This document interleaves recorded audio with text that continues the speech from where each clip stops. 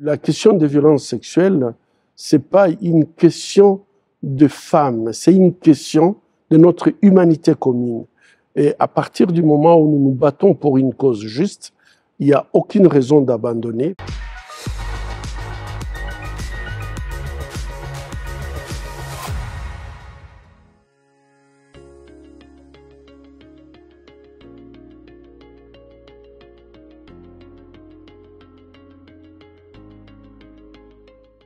J'avais ouvert l'hôpital des Panzi en 1999 avec l'objectif de lutter contre la mortalité maternelle.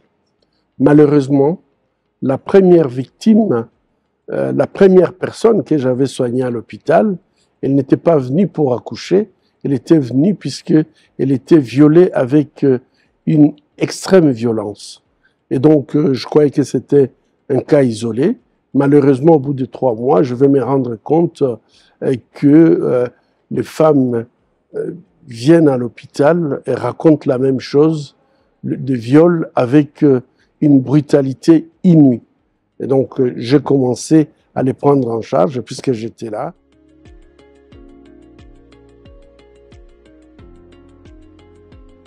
C'est une cause juste.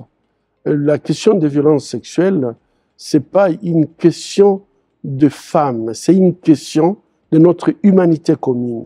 Et à partir du moment où nous nous battons pour une cause juste, il n'y a aucune raison d'abandonner, puisque en fait, toutes ces femmes, quand nous les regardons en miroir, nous retrouvons nos mères, nos sœurs, nos épouses, et donc il n'y a aucune raison d'abandonner. Je pense que c'est ceux qui commettent ces actes qui doivent abandonner, qui doivent arrêter de les faire. Malheureusement, on voit que partout dans le monde, dans tous les conflits, les femmes et les enfants sont devenus des cibles des belligérants. En 2012, alors que je revenais de l'Assemblée générale des Nations unies, où j'avais dénoncé l'usage du viol comme arme de guerre, en retournant chez moi à la maison, il y a des gens qui m'attendaient, des hommes armés, qui ont pris en otage mes enfants. Et quand je suis arrivé, ils ont commencé à tirer sur moi. Malheureusement, pour la personne qui faisait ma sécurité, c'est lui qui a pris la balle. Nous sommes tombés tous les deux et lui, il est mort sur place. Et à cette époque-là, j'avais senti que c'était assez. J'avais décidé de quitter et c'était vraiment un tournant de ma vie puisque je pensais que je quitte la région, c'est définitif.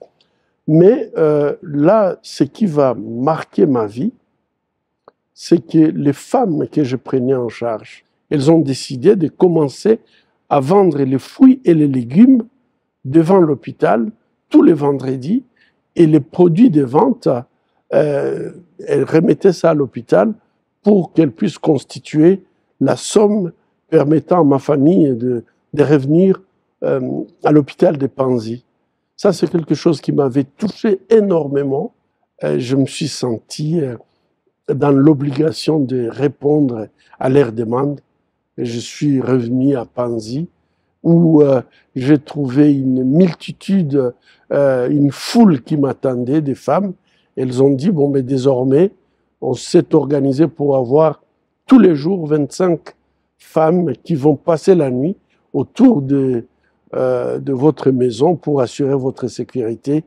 Ça, c'était un tournant important dans ma vie et ça me marque jusqu'à aujourd'hui. La chaire internationale Mukwege vise à mettre ensemble les chercheurs de par le monde pour que nous puissions en fait partager les connaissances.